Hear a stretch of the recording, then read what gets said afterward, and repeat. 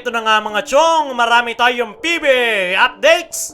Tony Bishop nagsalita na matapos ma-sweep sa semifinals. Ano nga ba ang nangyari kay Christian Stan Hardinger sa nakalipas na semifinals? Ito ngang si Christian Stan Hardinger mga chong ang nangunguna para sa BPC Award. Napakaganda ng kanyang performance buong conference. Pero pagpasok ng semifinals ay doon na nagkanda leche-leche ang laro ng nasabing Ginebra Bigman. Noong Game 1 ay maganda yung performance ni si Stan.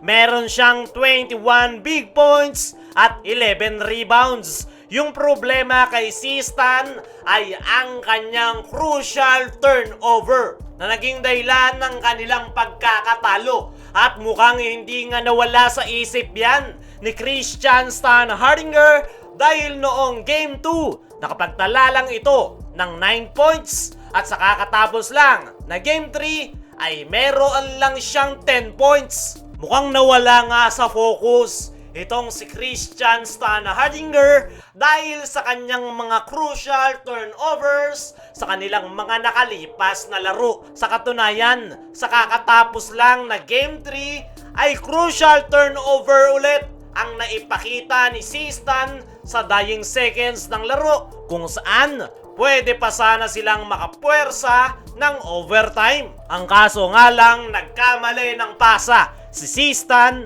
sa loob ng painted area na nagresulta ng another crucial turnover. Para sa akin mga chong, kayang-kaya naman talaga ng Barangay Ginebra na sumabay sa San Miguel Beermen. Buong series ay dikit nga lang ang laro at nagagawa pa nilang makalamang.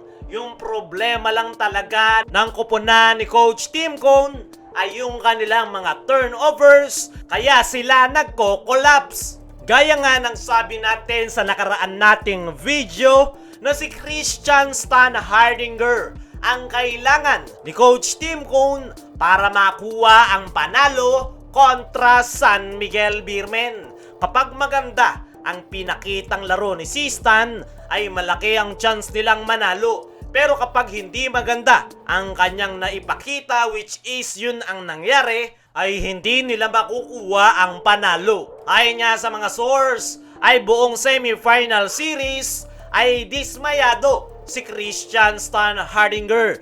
Nagsimula nga daw yan sa kanyang crucial turnover at nawala nga ito sa focus dahil gigil na makabawi para sa kanyang koponan. Pero imbes na makabawi, ay mas lalo lang napasama ang Barangay Ginebra. Para sa akin mga chong, ay hindi natin masisisi itong si Christian Stan Hardinger dahil kahit wala ito sa focus, ay ibinigay niya pa nga rin ang kanyang best para makatulong. Hindi nga basta-basta ang kanyang match-up sa loob ng painted area. Babantayan niya si Benny Boatwright at Junmar Fajardo. At hindi nga madaling role yan para kay si Stan. Dumako naman tayo dito sa kabilang balita. Tony Bishop nagsalita na matapos ma-sweep sa semifinals. Panigurado, hirap na gumising sa umaga ang Barangay Ginebra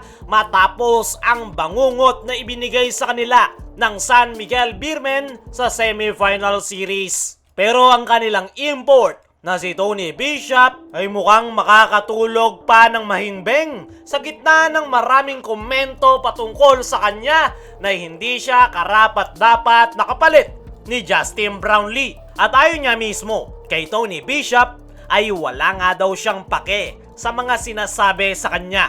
Iko-continue niya nga lang daw ang kanyang laro at kung ano yung mga kaya niyang maitulong sa kanyang koponan. Pinuri naman nitong si Tony Bishop ang San Miguel Beermen. Hindi nga daw nila nagawang makuha ang panalo at ang San Miguel daw ang better team sa nakalipas na semifinal series. Kung matatandaan nyo mga chong na kinuha nga ng Barangay Ginebra itong si Tony Bishop bilang replacement import matapos maharap sa doping issue si Justin Brownlee. At ini-insist nga ni Tony Bishop na ginawa niya nga daw ang kanyang lahat ng makakaya para mapunan ang pagkawala ni Justin Brownlee. Kahit ano pa nga daw ang kanyang gawin, ay expected na niya na i-criticize siya, lalo na't si Brownlee ang kanyang pinalitan na great player at napakaraming championship ang naibigay sa Barangay Ginebra. At noong tanungin naman itong si Tony Bishop kung open siya na magbalik sa Barangay Ginebra in the near future, ay ang sagot niya nito ay open na open nga siyang maglarong muli para sa Barangay Ginebra.